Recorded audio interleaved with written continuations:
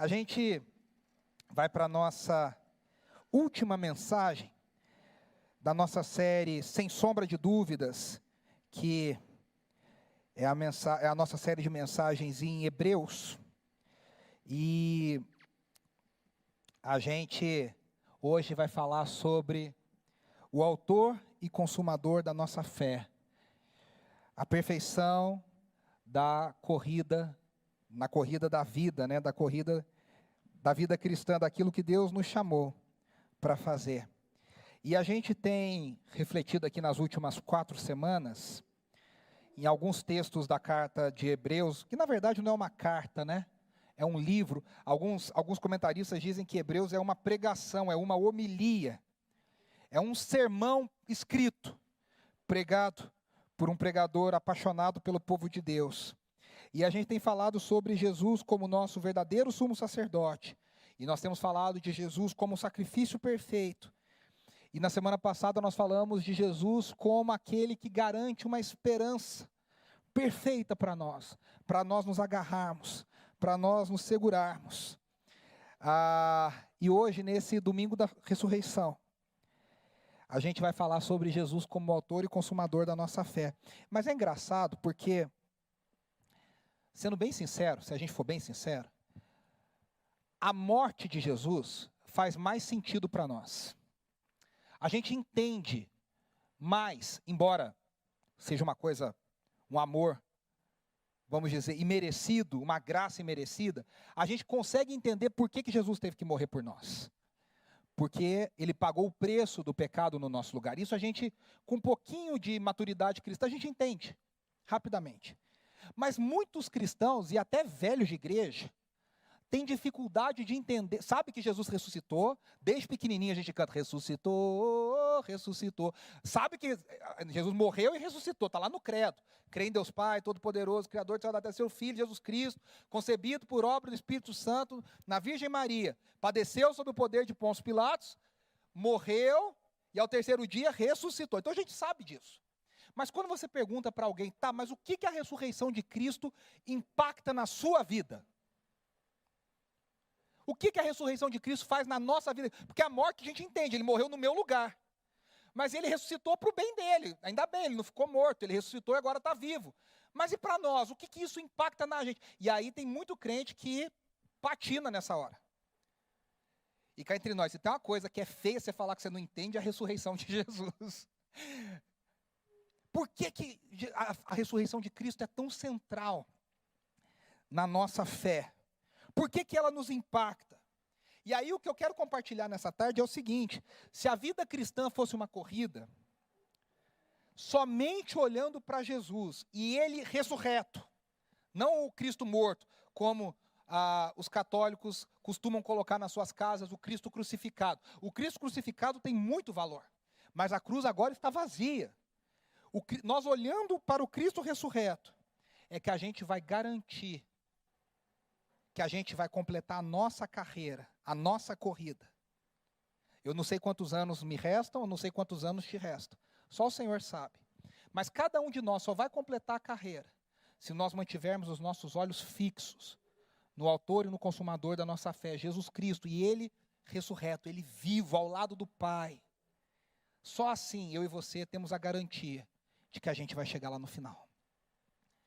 É tão importante que o apóstolo Paulo fala lá em 1 Coríntios 15, ele diz assim: se Cristo não ressuscitou, é inútil a nossa fé. Não é que Paulo fala que a ressurreição é uma coisa mais ou menos importante, ele diz, é o ponto central da nossa fé.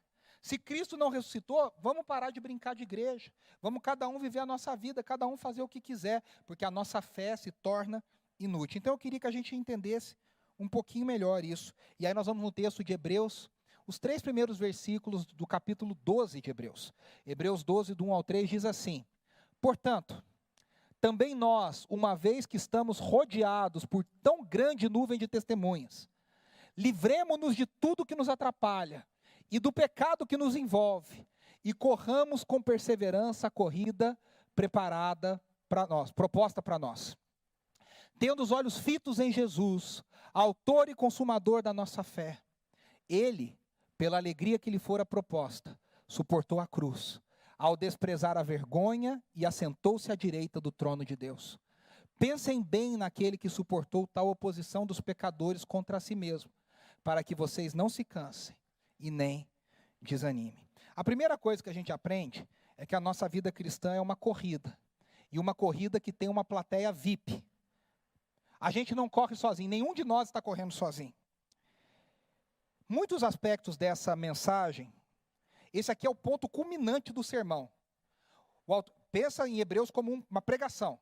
Ele está construindo, ele está chegando no final, é o auge. Todo bom pregador prepara o sermão para chegar no final e amarrar tudo.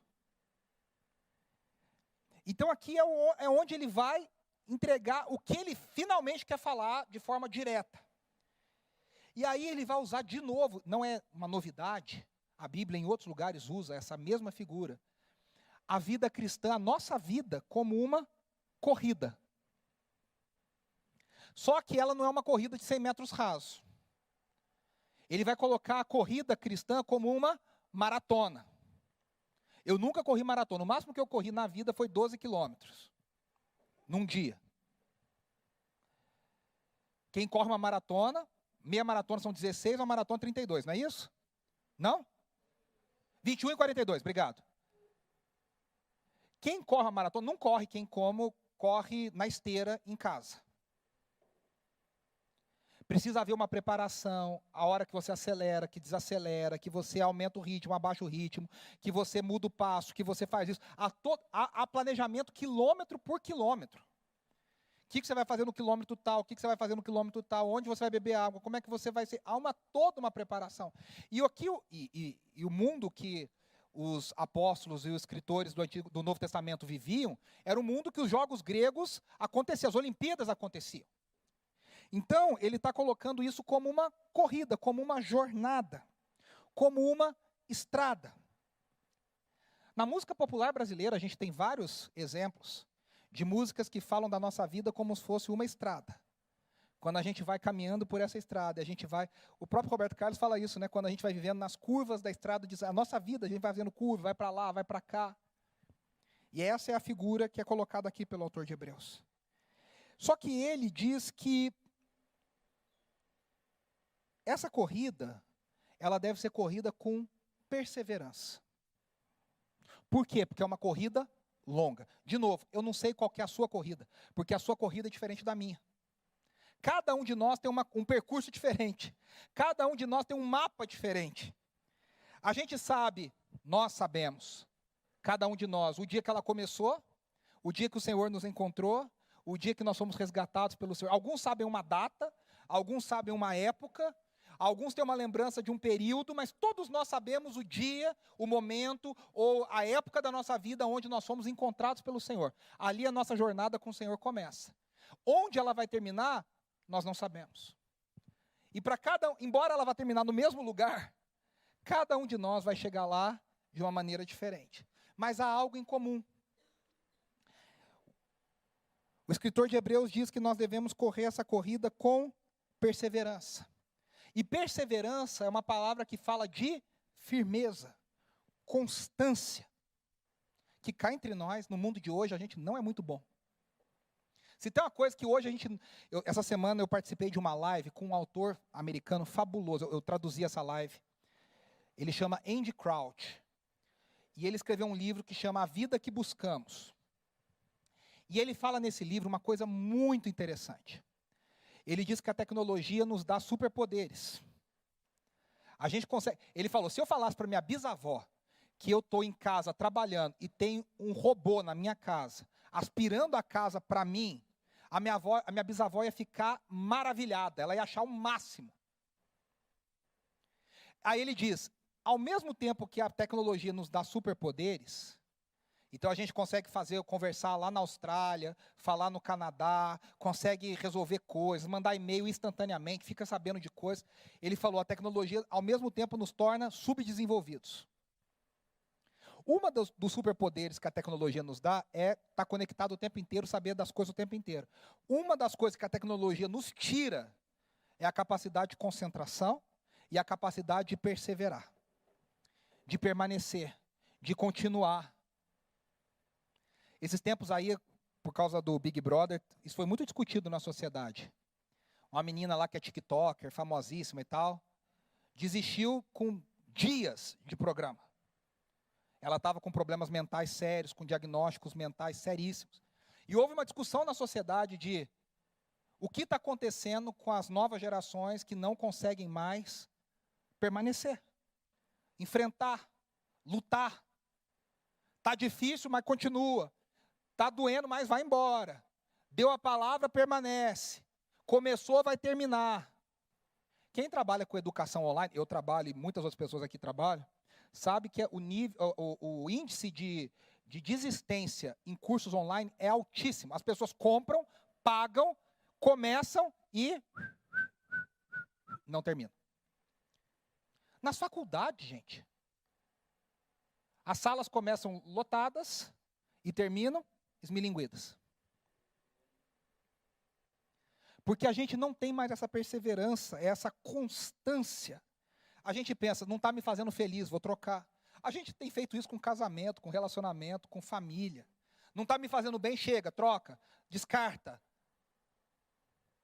Hoje no mundo a gente não conserta as coisas mais.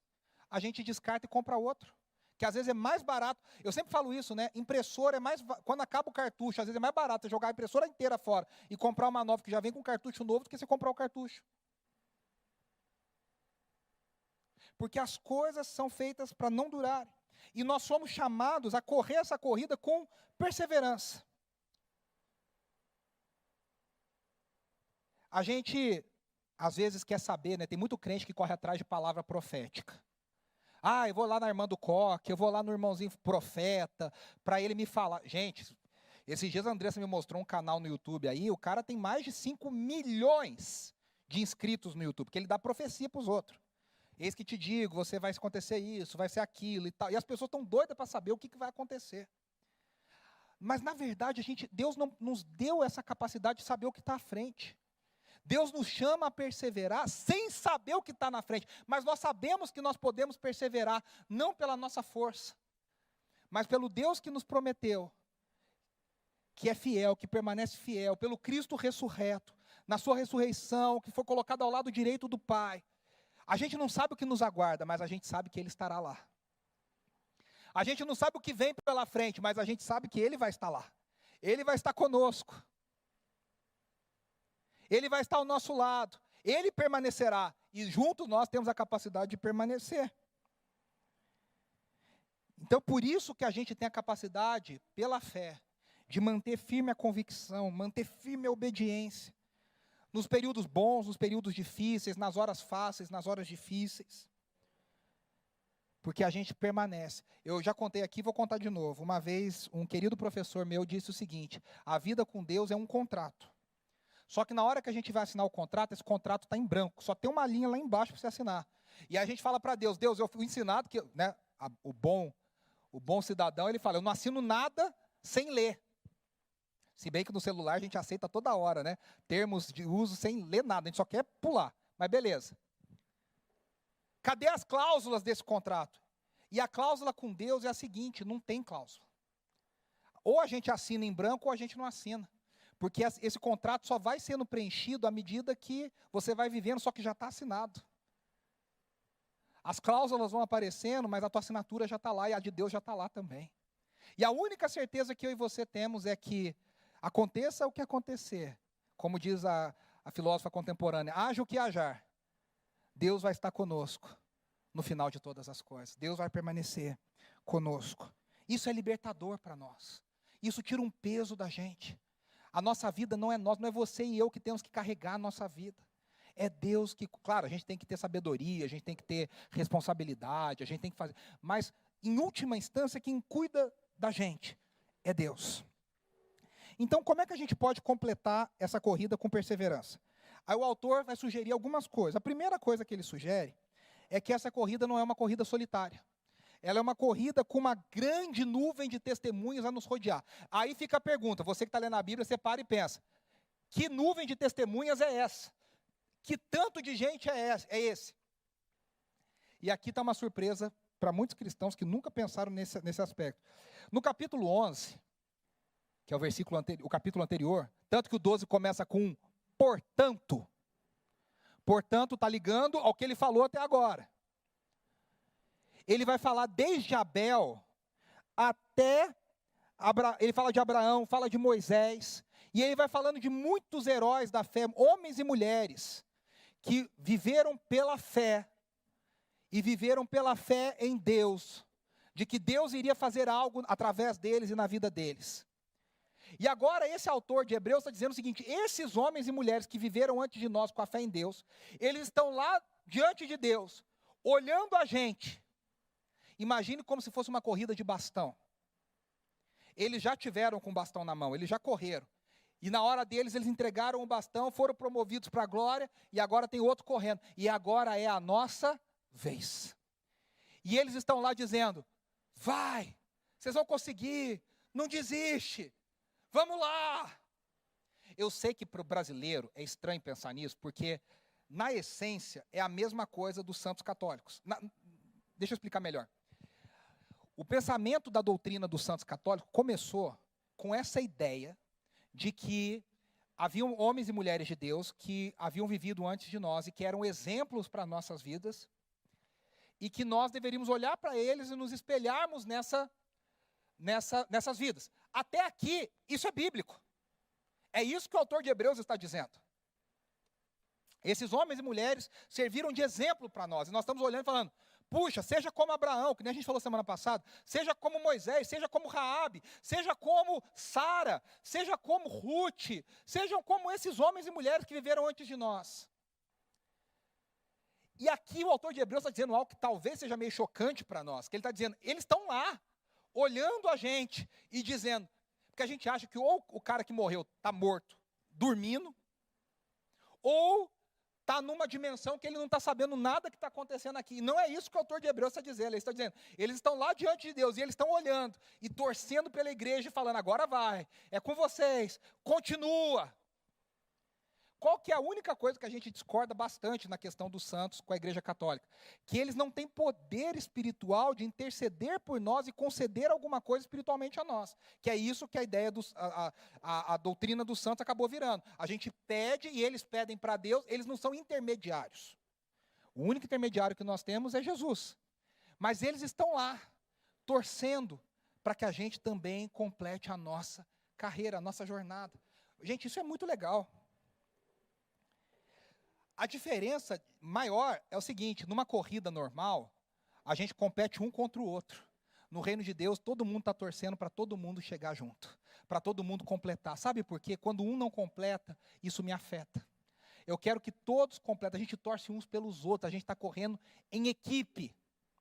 A gente é tão treinado para ser competitivo, que até quando a gente está jogando em família, brincando, não sei o que, mesmo time, às vezes você dá uma bordoada na pessoa e fala: estou no teu time. Ah, é mesmo. Que a gente é treinado, na dúvida, vou jogar contra ele. Na dúvida, vou derrubar ele. Eu estou no teu time. Ah, é. E aqui no reino de Deus estamos todos correndo juntos. E eles estão torcendo pela gente. Você já parou para pensar que coisa maravilhosa é isso? Essas pessoas que nós cantamos aqui, os que em ti se foram, e aqueles que já foram, todos os que já morreram no Senhor. Famosos e não famosos, homens e mulheres, de todos os cantos da terra. Essas pessoas estão diante do Senhor e agora estão torcendo para que a igreja de Jesus complete aquilo que Deus planejou.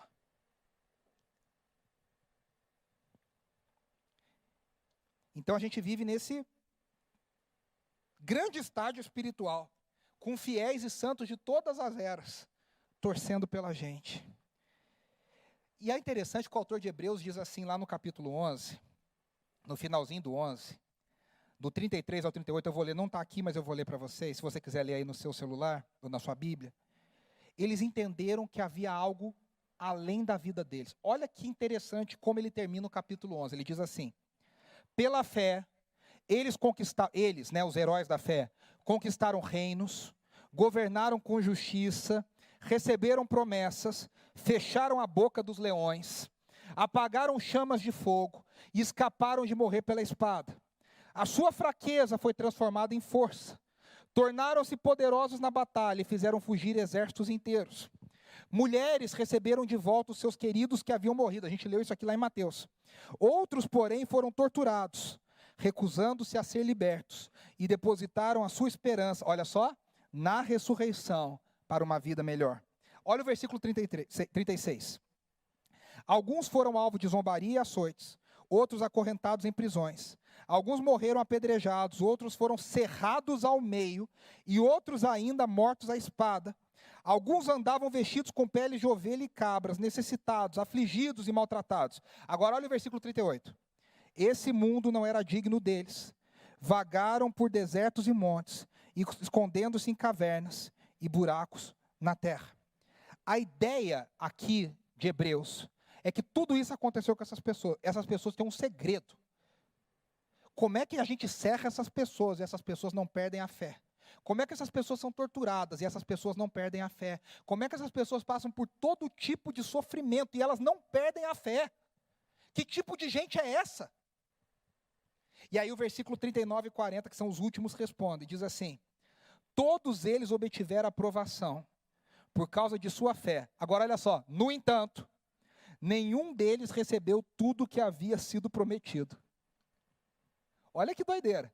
Esses caras passaram tudo o que passaram. O autor de Hebreus está dizendo, todos eles, inclusive Abraão, Moisés, todos eles que vocês amam, colocam num pedestal, eles morreram sem receber tudo aquilo que havia sido prometido. Por isso que o crente, a gente tem um ditado no meio pentecostal que diz que quem tem promessa não morre. Morre. É que a promessa não se cumpre só nessa vida, a promessa se cumpre na eternidade. E essas pessoas morreram, entendendo que nem tudo tinha sido cumprido, mas havia algo a se cumprir. Aí olha o que diz o 40.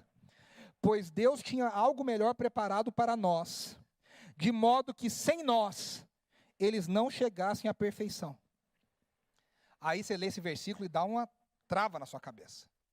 O que o autor de Hebreus está dizendo é o seguinte: eles não receberam Abraão, Moisés, Isaac, Jacó, Ruth, Maria, Madalena. Não receberam a promessa na totalidade quando morreram.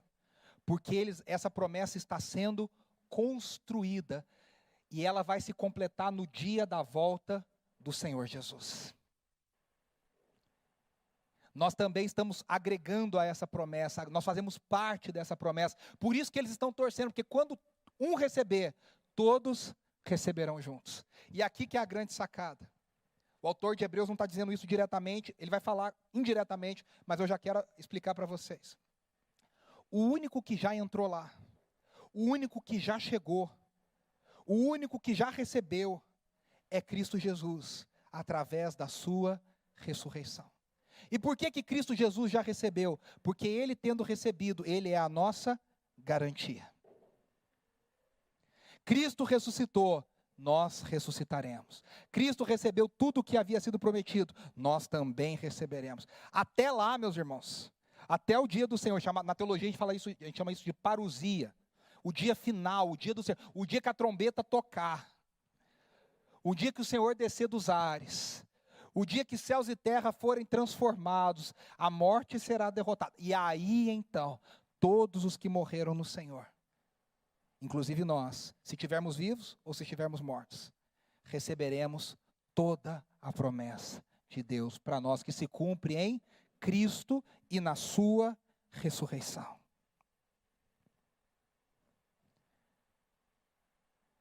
Até o dia final, todos nós estamos torcendo pela igreja do Senhor para que ela chegue lá, para que a gente chegue junto, para que a gente receba a recompensa do Cordeiro junto. E aí como é que a gente deve correr essa corrida? E o autor continua. Como é que a gente corre essa corrida com perseverança, com sucesso? Aí ele fala 3 coisas. Primeira coisa que ele diz: a gente deve se livrar de tudo que pesa e que faz a gente perder velocidade. Os comentaristas dizem que no mundo grego, em alguns casos, as pessoas corriam nuas, para que as roupas não atrapalhassem no desempenho da corrida. A ideia do autor é tudo que prende, tudo que pesa, tudo que é peso desnecessário, tira, para você correr melhor. Eu não sei, mulher geralmente faz mais isso, mas homem de vez em quando também faz. Vai colocando coisa no carro. Vai colocando coisa no carro. Vai colocando coisa no carro. O porta-mala é uma mini casa. Tem de tudo, né? Tem gaveta para isso, tem sapato, tem maquiagem, tem troca de roupa, tem carrinho do filho, tem brinquedo. E se você colocar na balança, vai ficar. Isso gasta combustível, porque pesa. Aí, às vezes, a gente quer colocar, você compra coisa, não cabe no porta-mala. Tem tanta coisa no porta-mala, você nem consegue colocar coisa lá. Porque a gente é assim, a gente vai acumulando coisa, acumulando, uns mais, outros menos, mas a gente vai acumulando, acumulando. E tem uma hora que a gente vai carregando essas coisas e a gente fala, para quê? Para que eu estou carregando isso? Para que eu estou correndo com a marcha, com o freio de mão puxado, se eu posso correr com ele solto? A primeira coisa que o autor diz é, jogue fora aquilo que te impede de correr essa corrida de forma leve. Aí você fala, como é que eu corro, como é que eu jogo fora essas coisas? De novo, somente através da ressurreição de Cristo Jesus. Em Cristo ressurreto, o novo mundo já começou, a nova criação já começou. A gente ainda luta com as velhas coisas, mas a gente aos poucos, Paulo usa uma figura muito legal, ele usa a ideia de tirar a roupa velha e colocar a roupa nova. Você vai jogando o velho fora, e você vai trazendo as coisas novas. Tudo que te atrapalha, você vai pedindo para o Espírito de Deus, você vai deixando para trás. Falta de perdão, joga para trás. Mesquinharia, você vai deixando. Egoísmo, você vai deixando. Soberba, você deixa para lá. Inveja, você vai pedindo para Deus. E você vai arrancando do seu velho eu, e do meu velho eu, coisas que vão nos pesando e nos impedindo de correr. E a ideia é que a gente vai se tornando cada vez mais parecido com Jesus e correndo essa corrida de uma maneira mais leve. A gente vai correndo melhor. No mundo de hoje existe até um tênis que ele tem um solado especial, que quando você pisa ele te joga de volta e você ganha alguma potência na volta. Os corredores que correm de alta potência, de alto rendimento, eles usam esse tipo de tênis, porque eles ganham uma coisinha ali, mas ganham. Então ele pisa, o tênis devolve ele. Porque cada ajuda, cada potência ali, eu esqueci a unidade de medida, mas enfim, cada potência nos ajuda a correr essa corrida de maneira melhor. A gente precisa ir deixando de lado as coisas velhas, tirando o peso das nossas vidas. A gente carrega tanta porcaria. A gente traz tanta coisa desnecessária. E Cristo está dizendo, eu já morri, eu já ressuscitei. Deixa isso. Joga fora. Larga. O apóstolo Paulo fala lá em Filipenses 3, 13 e 14. Irmãos, não penso que eu mesmo já o tenha alcançado, mas uma coisa faço. A gente pregou isso aqui recentemente. Esquecendo-me das coisas que ficaram para trás e avançando para as que estão adiante, prossigo para o alvo, a fim de ganhar o prêmio da chamada celestial de Deus em Cristo Jesus. Paulo diz, esquece o que passou, foca no que vem. Tem gente que não consegue correr a corrida, porque só fica lembrando do que passou. Você me fez isso, você falou aquilo, eu era para ter isso, eu perdi isso, me falaram isso, fizeram isso comigo. Paulo está dizendo, esqueça das coisas que passaram. Foque naquilo que vem. Romanos 6,4, o apóstolo Paulo diz assim, portanto, fomos sepultados com ele na morte por meio do batismo. Olha, preste atenção. A fim de que, assim como Cristo foi ressuscitado dos mortos, mediante a glória do Pai, também nós vivamos uma vida nova.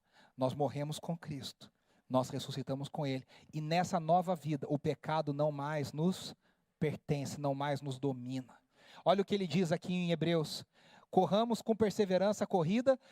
Olha só o que ele diz. Livremos-nos de tudo que nos atrapalha e do pecado que nos envolve. Eu e você, pelo poder da ressurreição, temos a capacidade de falar, o pecado não mais me domina. Eu não preciso pecar mais, eu posso pecar cada vez menos. John Wesley, famoso evangelista, avivalista, pregador, a sua doutrina central era a chamada a inteira santificação dos crentes. Ele dizia que cada vez mais os crentes têm que pecar menos. O crente que caminha com Deus tem que pecar cada vez menos, cada vez menos, cada vez menos, cada vez menos. No velório do Dr. Russell Shedd, um dos maiores teólogos da nossa geração, Um dos filhos dele disse: eu só acreditava que meu pai pecava, porque a Bíblia me garantia que ele pecava, porque eu não sabia se ele pecava. Esse é o nosso alvo, meus irmãos.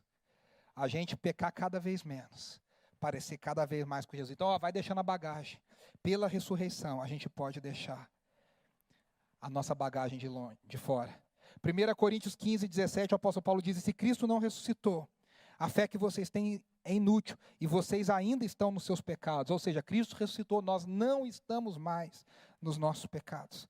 Colossenses 2,12, o apóstolo Paulo diz: pois por meio do batismo, vocês foram sepultados com Cristo na sua morte, a fim de que assim como Cristo foi ressuscitado dos mortos, mediante a glória do Pai, também vocês vivam uma vida nova. Eu e você somos chamados a viver uma vida nova na ressurreição de Cristo Jesus. A segunda coisa é que ele fala que a gente precisa correr essa corrida com os olhos fixos em Jesus. Não tira o olho de Jesus, mantenha os olhos em Jesus. Por duas coisas. Os homens e mulheres de Deus devem servir como inspiração para nós. Mas o nosso maior exemplo é Jesus. A gente olha para Jesus. A gente tem os olhos em Jesus. Não tira o olho de Jesus. Quando você acha que você está sendo injustiçado, olha para Jesus e você vai descobrir que você não está sendo injustiçado o suficiente. Quando você achar que estão pisando em você, olha para Jesus, vai descobrir que não estão pisando em você o suficiente. Quando você achar que estão te fazendo de bobo, olha para Jesus, você está descobrindo que você não é bobo o suficiente. Olhe para Jesus. E aí o autor de Hebreus diz que ele é o autor e consumador da nossa fé. A gente repete, a gente canta, mas a gente não entende exatamente. Veja, a palavra grega para autor é arquegos. E ela é melhor traduzida como precursor ou pioneiro. O que é isso? É alguém que abriu o caminho, que chegou antes. Jesus é quem abriu o caminho.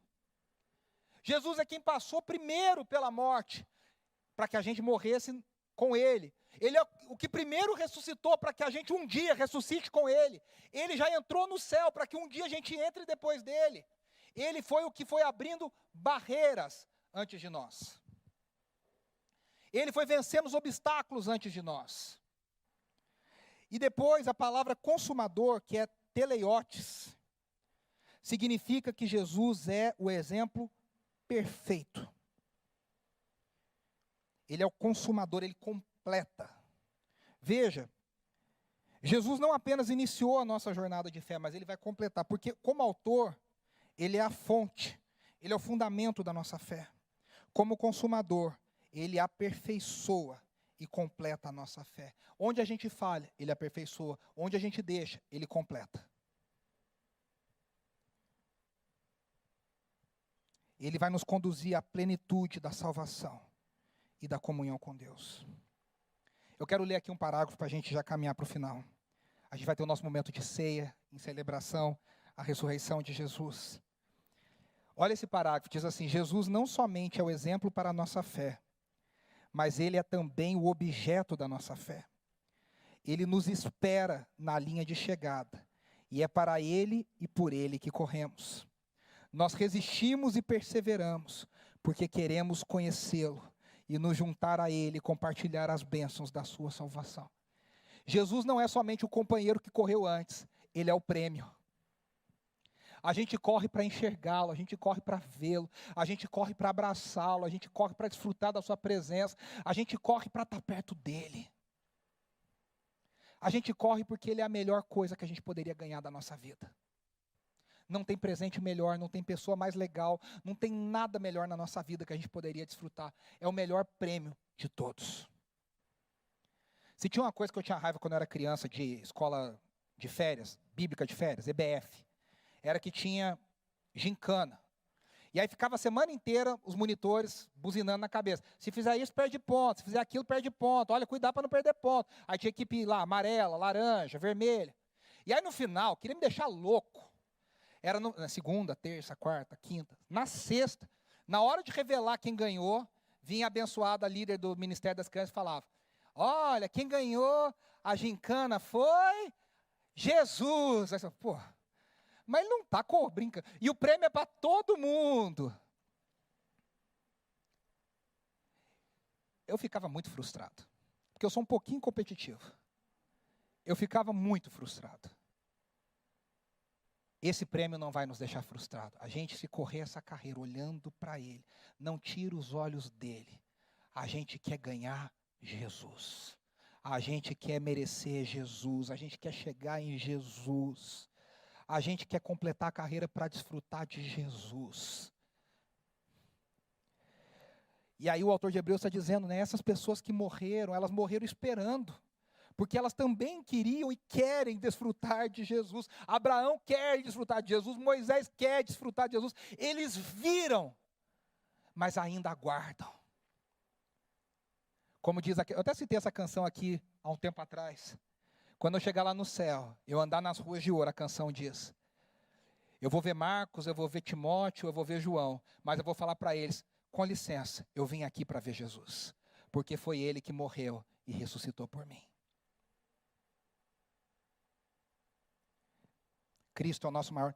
Se Cristo não é o nosso maior tesouro, alguma coisa errada tem de muito sério com a gente. E aí eu quero terminar com essa última coisa que ele fala. Que Cristo, presta atenção, ele fala assim, ele pela alegria que lhe fora proposta, suportou a cruz. Que alegria que Cristo encontrou na cruz. Como que alguém encontra a alegria na cruz? Primeira alegria que Cristo encontrou. A alegria de fazer a vontade do Pai.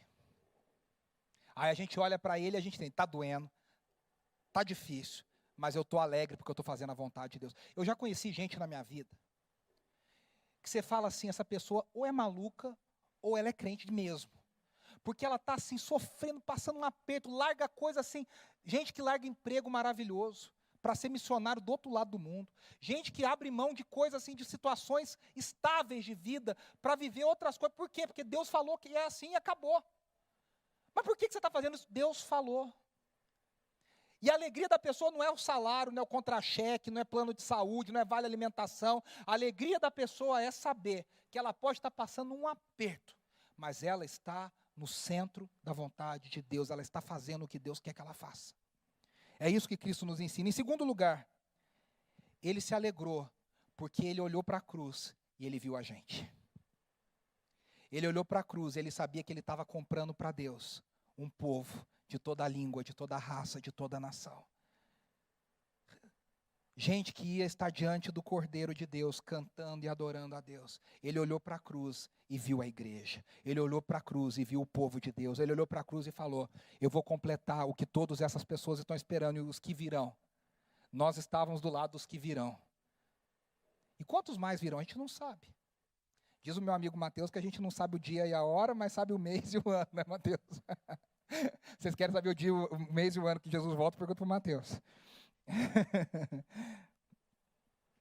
E aí ele termina no versículo de 3 dizendo, pensem bem naquele que suportou. A ideia é, reflitam atentamente naquele que suportou tal oposição dos pecadores contra si.